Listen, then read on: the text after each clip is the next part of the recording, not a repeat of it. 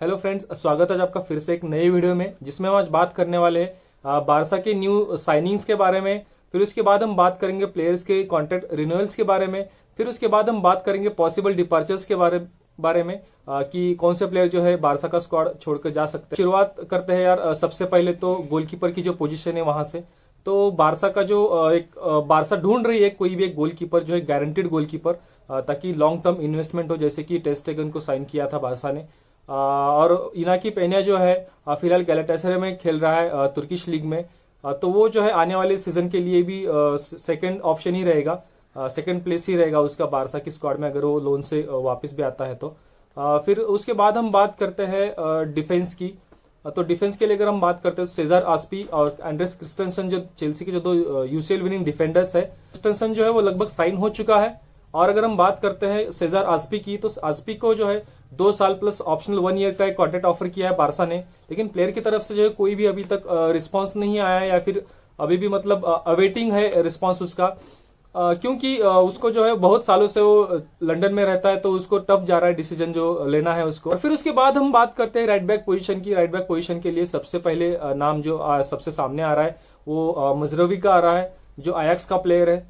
Technical qualities है बहुत है बंदे में, कम एज होने के बावजूद, और एक्सपीरियंस जो है आप भी देख सकते हैं आयक्स का जो पिछले 2 सीजन में यूसीएल में जो रन रहा है, जो उनका प्रदर्शन रहा है, शो रहा है, वो बहुत ही बढ़िया रहा है। तो मुझे लगता है मजरूवी आना भी चाहिए, बहुत ही मतलब क्विक बंदा है, अच्छा बंदा है, और जावी की टैक्टिक्स में फिट बैठ जाएगा वो बंदा। तो उसके बाद हम बात करते हैं यार लेफ्ट बैक पोजीशन के लिए। सबसे पहले जो नाम आ रहा था यूसई गाया, जो वेलेंसिया का है, उसका नाम सबसे सामने आ रहा था। लेकिन गाया के जो है कॉन्ट्रैक्ट में 1 और साल जो है बाकी है अभी भी। तो और गाया का जो है मतलब 50-50 है अभी तक, मतलब कंप्लीटली रूल्ड आउट तो नहीं बोल सकते हम लोग उसको। और गाया का 1 और मतलब वहां पे रिन्यूअल करने के चांसेस है, तो उसका रिन्यूअल रोकने की कोशिश कर रहा है मैथ्यू एलियमनी, अपना जो स्पोर्टिंग डायरेक्टर है वो। और फिर उसके बाद उसको अगर कुछ ऑप्शंस अगर मार्केट में अवेलेबल है, तो सबसे पहला नाम अगर मेरे नजर में है, या फिर मुझे जो नाम अच्छा लगता है कि ये बंदा जो बारसा के लिए खेलने के लायक है, बहुत ही अच्छा तगड़ा फाइट देगा पोजीशन के लिए, और मैच में भी बहुत अच्छा एक अपना 100% देगा, तो वो जो नाम है वो निकोलास तग्लियाफिको, जो अर्जेंटीना का है, कोपा अमेरिका जीत चुका है मेसी के साथ। वो मतलब एक एक्चुअली पिछले ट्रांसफर विंडो में बारसा ने जो है कांटेक्ट किया था अजैक्स को उसके लोन के बारे में, और टग्लियाफिको जो है बहुत ही मतलब उतावला था आने के लिए, लेकिन आयक्स का जो स्पोर्टिंग डायरेक्टर है उसने मतलब क्या बोलते हैं, आयक्स का बोर्ड जो है उसको जाने नहीं दिया था, ज्यादा पैसे मांग रहे थे वो लोग। और फिर उसके बाद अगर हम बात करते हैं लेफ्ट बैक पोजीशन के लिए, तो ग्रिमाल्डो, एलेक्स ग्रिमाल्डो, जो बारसा का होम ग्राउंड प्रोडक्ट है, लामासिया का एक प्रोडक्ट है, जो कि जावी की सिस्टम में बहुत ही प्रॉपरली फिट बैठ जाएगा। ग्रिमाल्डो जो बेनिफिका के लिए खेलता है पोर्तुगीज लीग में, पिछले ट्रांसफर विंडो में कही या फिर सीजन में कही, उसको साइन करने की कोशिश की थी बारसा ने, लेकिन उसको फ्री में जाने नहीं दिया था, वो आउट ऑफ कॉन्ट्रैक्ट है समर 23 में। तो मुझे लगता है ग्रिमाल्डो के आने के चांसेस बहुत ज्यादा है, लेकिन मुझे पर्सनली जो लगता है यार तग्लियाफिको को लेना चाहिए बारसा ने, क्योंकि तग्लियाफिको यार मुझे एक प्रॉपर एक पैकेज लगता है कि उस पोजीशन के लिए तग्लियाफिको की जैसा प्लेयर बारसा में कोई फिट नहीं बैठ सकता। फिर उसके बाद हम बात करते हैं यार मिडफील्ड की न्यू साइनिंग्स के बारे में। अगर बात की जाए तो फ्रैंक केसी, जो एसी मिलान का टॉल है, फिजिकली स्ट्रांग मिडफील्डर है, बंदे की बॉल होल्डिंग मतलब अच्छे से बॉल होल्ड करता है, तगड़ी फाइट देता है ऑपोजिशन प्लेयर को, और मतलब वो बंदा मतलब इतना वर्सेटाइल है फ्रैंक केसी कि वो सेंटर बैक खेल सकता है, सीडीएम खेल सकता है, अटैकिंग मिडफील्ड में खेल सकता है, राइट विंग पे खेल सकता है। मतलब आप अगर उसको देखना चाहते हो, कभी एसी मिलान का आप गेम देख लीजिएगा, उसमें आपको प्रॉपर उसके मतलब सारे गुण जो है आपको दिख जाएंगे।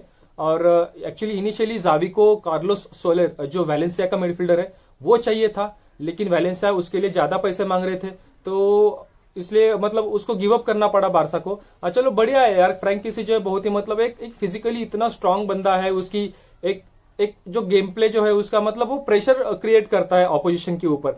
और मुझे लगता है लॉन्ग टर्म इन्वेस्टमेंट रहेगा बारसा का फ्रैंक केसी जो है, और जावी इसको बहुत साल तक यूज करेगा, बारसा इसको बहुत साल तक यूज करेगी, क्योंकि फ्रैंक केसी की अगर आप एक प्लेयर प्रोफाइल अगर देखते हैं तो एक मतलब एक प्रॉपर वो भी एक पैकेज लगता है मुझे बारसा की सिस्टम में, एक फिट बैठने वाला बंदा। हालांकि मैं उसको एक जावी को बुस्केट्स को रिप्लेस करने वाला बंदा एक शायद बोल सकते हैं हम उसको, क्योंकि बुस्केट्स का एक गेम जो है, बुसी बहुत ही अलग लेवल का बंदा है, अलग लेवल का प्लेयर है, उसकी मतलब जो लेवल है कोई मैच नहीं कर सकता, क्योंकि उसका जो मतलब एक रुतबा है, या फिर उसका गेम प्ले कह लीजिए, उसके मतलब एक एक्सपीरियंस का एक तगड़ा उसके पास एक ये है यार, क्या बोलते हैं, एक पूंजी है उसके पास, हम लोग ऐसा बोल सकते हैं।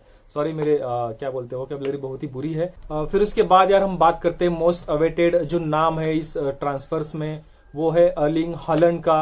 अर्लिंग हालैंड यार फ्रैंकली अगर एक बात बोलूं मैं, तो बारसा का जो फिलहाल की जो इकोनॉमिकल सिचुएशन है या फिर आने वाले सीजन के लिए उनका जो प्लान है, उसमें यार हालैंड को साइन करने के मतलब एक जो चांसेस है मुझे थोड़े से मतलब क्लियरली नहीं दिखते। क्योंकि अगर हालैंड को साइन करना है तो बहुत ही तगड़ा इकोनॉमिकल पीछे एकदम बैकग्राउंड होना चाहिए या फिर अपने पास पैसे होने चाहिए भाई, जो कि फिलहाल रियल मैड्रिड के पास है और वो भी उनके उसके पीछे पड़ी हुई है। यार हालैंड के पीछे कौन कौन पड़ा हुआ है, चेल्सी पीछे पड़ी हुई है उसकी, उसके और सिटी पड़ी हुई है, मैन सिटी पड़ी हुई है उसके पीछे, रियल मैड्रिड है, बारसा है, और मुझे लगता है कि मैनचेस्टर सिटी जो है वो लीड कर रही है ये जो रेस, अगर हम सोर्सेस की बात अगर मानते हैं तो मैनचेस्टर सिटी जो है। और मुझे लगता है कि उनके पास एक स्टार स्ट्राइकर तो कोई नहीं, स्टार फॉरवर्ड जिसको हम बोल सकते हैं वहां पे उनके पास कोई नहीं है। और हालैंड को जो है एक विनिंग प्रोजेक्ट का लीडर बनना है, कैप्टन बनना है। तो भाई बारसा के पास तो कैप्टन बहुत है, लीडर्स बहुत है, तो वो ईगो गेम नहीं चाहिए बारसा में ना। तो जावी जो है सबको औकात में रखेगा ऐसा। तो मुझे लगता है कि हालैंड अगर हम लाते, यार एक स्टार प्लेयर की हमको जरूरत है, लेकिन फॉरवर्ड्स इतने भरे पड़े हमारे पास, 9 से 10 लगभग फॉरवर्ड्स है, हालांकि उसमें से 2 से 4 चले भी जाएंगे अभी, उनको मतलब बेच देगी बारसा। तो मुझे लगता है कि यार हालैंड को अगर बारसा में लाना है तो बहुत ही तगड़ा हमको एक इकोनॉमिकल जो एक सपोर्ट चाहिए, उसकी हमें जरूरत होगी। पता है उसको कॉन्ट्रैक्ट जो ऑफर किया है मिनो रेओला, उसका जो एजेंट है और उसका जो बाप है अर्लिंग हालैंड का, वो भी मतलब साइनिंग बोनस मांग रहे हैं, दोनों को मिला के 50 मिलियन वही हो गया। फिर उसके बाद उसको फर्स्ट ईयर में 20 मिलियन, सेकेंड ईयर में 30 मिलियन, फिर थर्ड ईयर में 40 मिलियन का उसको मतलब एक जो पैकेज दिया है बारसा ने। फिर उसके बाद फोर्थ एंड फिफ्थ ईयर में 50 मिलियन प्लस 55 मिलियन का ऑफर किया है। लेकिन जो उसका जो एजेंट है रेओला जो है वो चाहता है कि 3+2 का कॉन्ट्रैक्ट ऑफर हो, 3 साल के लिए साइन करे बारसा। फिर उसके बाद जो 2 साल है वो ऑप्शनल रहने चाहिए, ऐसा उसका कहना है। तो मुझे लगता है यार अगर हम उसको अगर साइन करना चाहते हैं ना, तो तब सबसे बड़े तगड़े प्लेयर, 1 से 2 नहीं यार, लगभग 3 तो बेचने ही पड़ेंगे बारसा को, जो सबसे स्टार प्लेयर्स है, सबसे तगड़े प्लेयर्स है, जो अच्छा परफॉर्म करते हैं बढ़िया। तो मुझे नहीं लगता कि यार अगर हम हालैंड को साइन करके फिर से एक इकोनॉमिकल बर्डन लेना चाहिए बारसा के ऊपर, जो कि अभी अभी हम क्या बोलते हैं पेंडेमिक की वजह से गुजर रहे थे या फिर गुजर रहे हैं अभी भी। तो वो जिसकी वजह से अभी भी मेसी जा चुका है, वेज बिल जो भी रहता है वो। फिर मुझे नहीं लगता कि फिर से एक बार अगर हम हालैंड को साइन करते तो फिर से एक बार उस खाई में हमें मतलब खुद को ढकेल लेना चाहिए। मुझे लगता है कि हाँ हमारे पास जो यार जो बारसा बी में है, लामासिया के प्रोडक्ट्स है कुछ, उनको प्रमोट करना चाहिए, उनको थोड़ा सा मतलब कॉन्फिडेंस देना चाहिए। और इस सब चीजों में मुझे लगता है कि डेम्बेले का जो कॉन्ट्रैक्ट रिन्यू करना है वो एक बहुत बड़ा एक पॉइंट साबित होगा। क्योंकि अगर डेम्बेले हमारे लिए अगर साइन करता है तो मुझे नहीं लगता कि हमें हालैंड की जरूरत होगी। क्योंकि अगर डेम्बेले अगर साइन करता है तो फिर हालैंड जैसे स्टार प्लेयर की हमें जरूरत नहीं होगी।